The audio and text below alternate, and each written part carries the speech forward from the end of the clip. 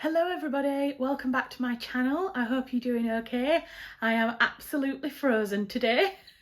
It's very cold in the UK and not set to get any warmer by the looks of things. I feel like all I did was moan on my last video as well about the end of NaNoWriMo about how cold it was. So I'm going to stump. But this video is probably going to be very, very quick. And the reason for that is I failed miserably at being a good book reviewer this season. The whole season of autumn, I just didn't read. I read 2 books, and I'm going to come on to talk about those 2 books. But basically, I just haven't really read this season, and there's a few reasons for it, which I will get into. But I just kind of wanted to apologise because when I did my books I'll be reading this autumn video, which I'll link up on an iCard if you want to watch what I was supposed to read, I had this whole list of I'm going to read 2 books every month, and therefore it's going to be really achievable because I've got a really busy time going on in my life. And even then, I didn't achieve what I said I was going to achieve.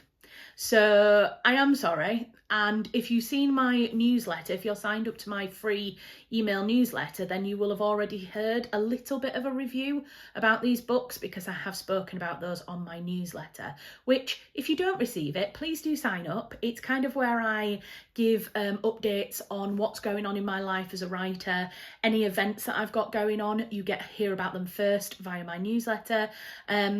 And any like little tips and tricks and hints and this kind of thing. It's just, I suppose it's a bit more of a blog than a newsletter. It's kind of where I update people on a monthly basis on what's happened in the last month and also exciting things that are coming up. So if you want to sign up, the link is always down in the description box. So have a look and sign up to MailChimp. It's via MailChimp, like I say, so you can unsubscribe at any time. So let's get on to the book review. So the first book that I read this season was back in September, and it was Queenie by Candice Carty-Williams. Now, I have heard so many good things about this book, and I bought it actually. I think I've had it going on for nearly 2 years on the bookcase, and it's been one of those that I've been wanting to read for a really long time and just haven't got round to picking it up, and I don't really know why. I do this all the time. I'll pick books up, buy them, and then they end up sitting on the shelf, and I think it's because I like to be in the right mind frame for any book that I'm reading, and because this is a modern narrative, I don't really read a lot of modern narratives, and so I had to wait until a time when I was like, right, I'm ready for a modern narrative versus like a historical drama or a crime thriller or something like that. So yes, I picked this up, and I have to say I absolutely loved it. And I'm always a little bit rebellious when it comes to good books that have been really highly reviewed, because I almost go into them thinking, well, I'm not going to like it. Just because everyone else has liked it doesn't mean that I'm going to like it. And I think I kind of went in with a little bit of that kind of attitude, and within, I reckon, about 10 pages, I was completely hooked. I loved the character of Queenie. I feel like she's a younger version of me. Like, I think me when I was like just out of university, or like just maybe at university, a lot of like what she kind of goes through, not goes through in terms of like the really horrific things that she goes through in the book, but like generally like her attitude to life. And I don't know, there was just a lot of what happened to Queenie that I could kind of see parallels between my own early 20s and kind of where she was in her life, and also the fact that she kind of sorts herself out as she gets towards the end of the book, and she's kind of trying to figure out her world and she kind of makes herself a priority, also resonates with how I've kind of worked on my own mental health. So yeah, I saw a lot of parallels in that way, and I just absolutely loved her sassiness. I loved her sense of humour as a character. I absolutely loved all of her family. So all her family characters were just absolutely brilliant. I laughed my head off so many times with things that her family would say to her and the way she interacted with her family. I thought her niece, is it Diana? I can't remember what the niece is called now, was just absolutely hilarious. Or was she a cousin? I think she was her cousin, wasn't she? Was just absolutely hilarious. It was so funny. And the WhatsApp messages, the parts of the book that are set up like a WhatsApp thing, and I know I've spoken to a couple of other people and they've said, oh, I didn't really like that, it kind of broke the narrative, but I actually really liked it. I think I managed to because I read it as text messages, and I find sometimes I really love the banter that you can have in real life with people via instant messages and WhatsApp, and I kind of got that through the way that it was written as well. So yeah, I mean, there are some really kind of quite difficult subjects to deal with in here, such as miscarriage and sexual violence, and that kind of thing that, yeah, does obviously comes with the trigger warning that you should be kind of aware of before you go into reading it. But overall, I think it's more about the journey of the character of Queenie that is really interesting and the best bit about the book. So yes, it's one of those that I did whip through it. I read it so fast. I think I read it in like 2 or 3 days. And I understand that there is either a TV show or a film adaptation of Queenie coming up in the near future, and Candice Carty-Williams has actually written the script. So that's amazing, because most of the time when books get what's the word, converted, that's not the right word, adapted, when books get adapted into film or TV, very often the writer isn't involved or is like an executive producer.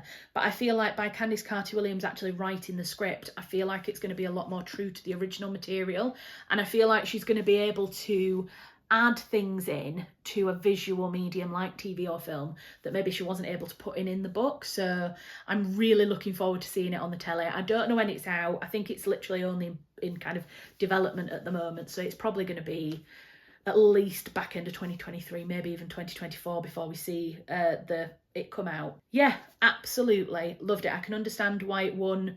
It was shortlisted for the Costa First Novel Award, and it was also shortlisted for the Women's Prize for Fiction, and I can absolutely understand why it was finalist for both of those awards, because it was absolutely brilliant. And even Bernardine Evaristo, who you know I love, who wrote Girl, Woman, Other, she said that it was a deliciously funny, characterful, topical and thrilling novel for our times. And yeah, absolutely right. Yeah, not much more I can say really other than read it. The next book that I read was completely different again, and this is typical of me. I have such a wide range of books on my bookcase, but I suppose this is probably more within my kind of normal comfort zone, which is The Wreck by Meg Keneally. And I say it's more in my comfort zone because it is a historical narrative, and generally historical fiction is where kind of I read the most. So this is a story, it's set in 1820s, 1830s. It does cross a few years, and the main character is called Sarah, and the book actually begins the book actually begins with the Peterloo Massacre in Manchester, which, if you don't know anything about that, I highly recommend you go and Google it. It was a protest that then it was a peaceful protest that ended in violence and quite a lot of people being killed. It was a really kind of brutal event that happened in Manchester's history. So I was quite interested when I saw that, when I started reading that and realised it was Peterloo that they were talking about. But then Sarah and her brother escaped to London, so both her mother and her father are killed at Peterloo, and then she ends up going to London with her brother, but they get kind of sucked up into another like plot almost, and the plot gets foiled before it can happen, and she has to escape, and basically she ends up on a ship going to Sydney in Australia, and she thinks she's the only survivor of this little rebellious kind of plot group of people, and then the ship sinks just off the coast of Australia, and she's the sole survivor. And so it kind of, all of that happens, I would say probably within like the first half of the book. So then the second half of the book is about kind of her establishing her life in Australia, learning how to be a woman on her own in that kind of world, which, you know, the colonies in Australia in 1820 were still very much seen as a place of like outlaws and baddies and all that kind of stuff. And it kind of, it questions that whole premise of, you know, Australia being full of convicts, and actually it's not obviously there are people who have gone over to Australia as a convict but then have worked off their time, or they've gone over there to take advantage of the trade and just the chance to start a new life. So it's yeah, I think she plays on that a lot, does Meg Keneally. She kind of questions exactly what yeah, so I feel like Meg Keneally does a really good job of kind of talking about a little bit about what the area would have been like at the time, but I do feel like she kind of tries to break down some of the stereotypes of Australia at the time. Having said that, one of the things that I do think this book kind of falls down slightly on is how short it is.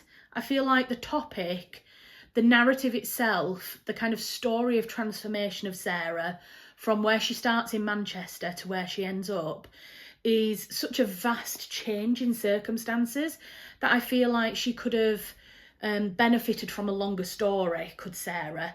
And I feel like Meg Keneally could have just made it a bit bigger and a bit richer. Obviously, I don't know her kind of circumstances. Sometimes the publisher very much kind of cuts you back in terms of a word count so that, you know, it's more kind of marketable. But it's definitely one that I feel like the world that Keneally created was quite rich and vibrant, and so I just wanted more of it, and I wanted kind of to see more of Sarah's kind of day-to-day life in Australia before the next big event happened in the narrative.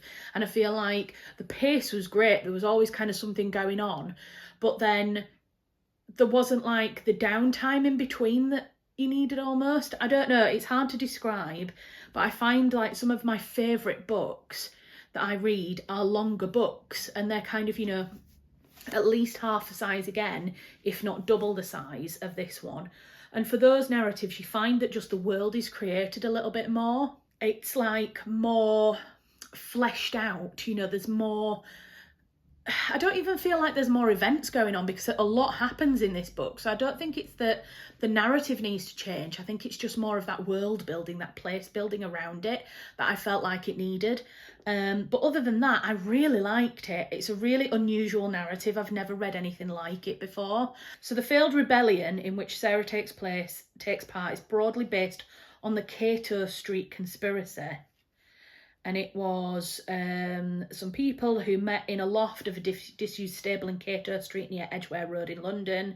News reached them of a cabinet dinner to be held at Grosvenor Square, home of Lord Harrowby. The group hatched a plan to storm the event, behead the cabinet members and form a provisional government. So it's kind of it is loosely based on real events. And that's something that I think is really great as well, is that at the end of the book, Keneally kind of writes about where all of her kind of inspirations came from. So again, she's got a character called Molly Thistle in the book, and she says that she was heavily influenced by the real life story of someone called Mary Ryby. And then The Wreck of the Serpent, which is the ship that Sarah is on when they go over to Australia. That ship itself never existed, but it was, again, heavily influenced by a real-life shipwreck called the Wreck of the Dunbar. So based on true people, based on true events, and that's what I really liked about it. You know, you can tell that Keneally's done her research before she's written this, and that's what I think makes a really great historical fiction novel. So yeah, highly recommend that as well. So there were 4 other books that I was supposed to read in autumn. One was The Jamaica Inn by Daphne du Maurier, and I really wanted to read that before October, before Halloween, and I just didn't get a chance. I didn't get time to read it before Halloween. The other one was The Lovers of Amherst. We've got, sorry, I'm looking at my computer while I say this. There was Nathaniel's Nutmeg by Giles Milton, and the last one was Unsettled Ground by Claire Fuller. So those 4 books I didn't get around to reading, unfortunately, but they are going to go back onto my bookshelf and they'll go back into the mix for future reading lists.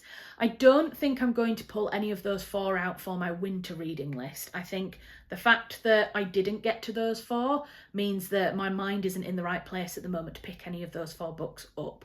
So I'm going to pop them back in, I'm going to forget about them for now, and I'm going to pick new books for the winter period. So we're going into winter now. We are in the beginning of December, and so I need a new reading list for the winter season, and I'm really hoping I can get a lot more books read this winter season than I did last season. And I've got a little bit of an exciting idea for picking out my next books. I saw this on, was it a TikTok or an Instagram reel or something like that, where it was a girl whose duck, was it her duck? No, it was a squirrel. Was it squirrel? I think it was a squirrel. She used basically a pet squirrel or like a semi-tame squirrel to help her choose which book she should read next.